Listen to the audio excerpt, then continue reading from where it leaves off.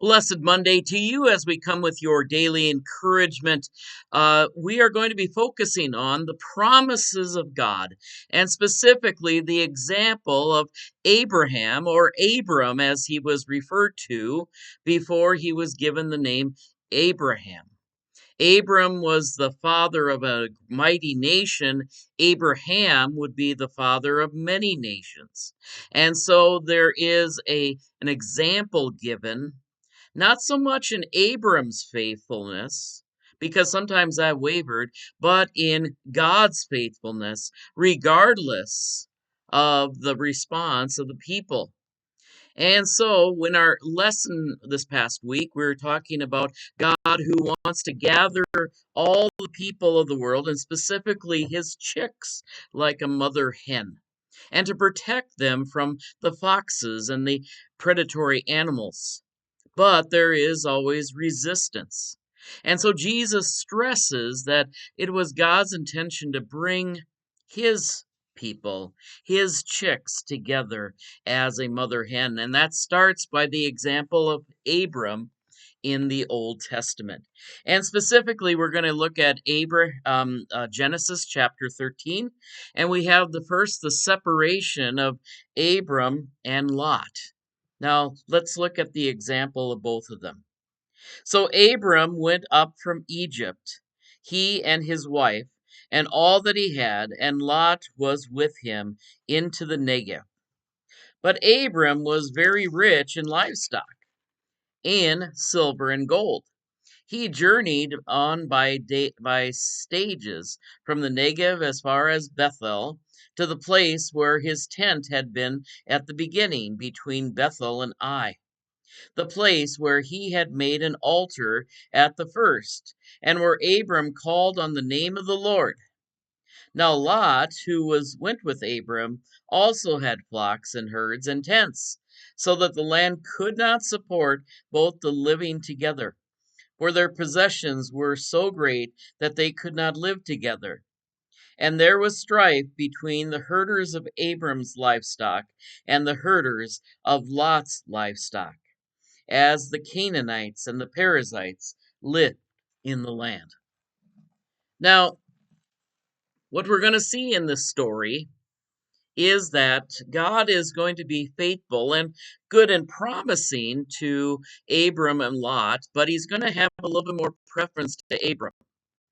Now, Abram is going to have the idea of having him and Lot separate. And that is because it was getting too crowded. There needed to be space between them in order for both of their families to grow and prosper. Now, what we are to see in this story, and what the author of Genesis hints at, specifically Moses, we believe Moses is at least the official writer of the book of Genesis. What we are to see is that Abram was wise, Lot was not so much. Now, Abram also did some unwise things. In fact, prior to the story, he had pretended that Sarai, his wife, was not his wife, but his sister, and so that Pharaoh was so entranced by the beauty of Sarai that he was going to take her as a wife, but he learned that that was not the case and kicked Abram out of Egypt. So Abram doesn't always act wise, but in this case he did. And he is also valuing the land of God's promise, not necessarily the land of one's eyes. Lot is very entranced with the land to the east and not to the land to the west. Part of it is that the land to the east, where they're at, was not as numerous. The land to the west borders the Mediterranean Sea, so it wasn't going to be as numerous as to the land of the east, which was going to include all of the land of Asia and other things. It went farther and farther. But the author of Genesis also points out that the land that Lot chose was also the land of Sodom and Gomorrah.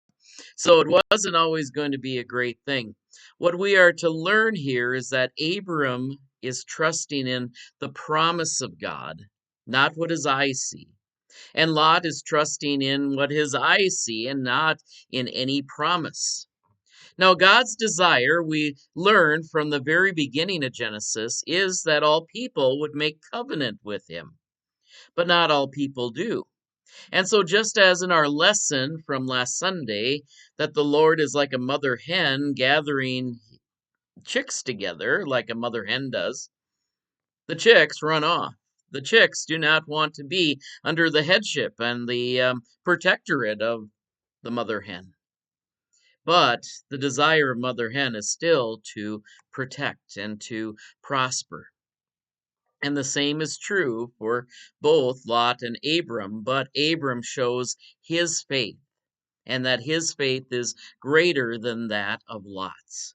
And so that is why we are to see this comparison and contrast here in the book of Genesis. So, well, how does that apply to us today? Well, specifically, it is to be the example of be like Abram, not like Lot in this case. Now, as I said before, don't always be like Abram, because Abram and Abraham sometimes vary, as all of us do.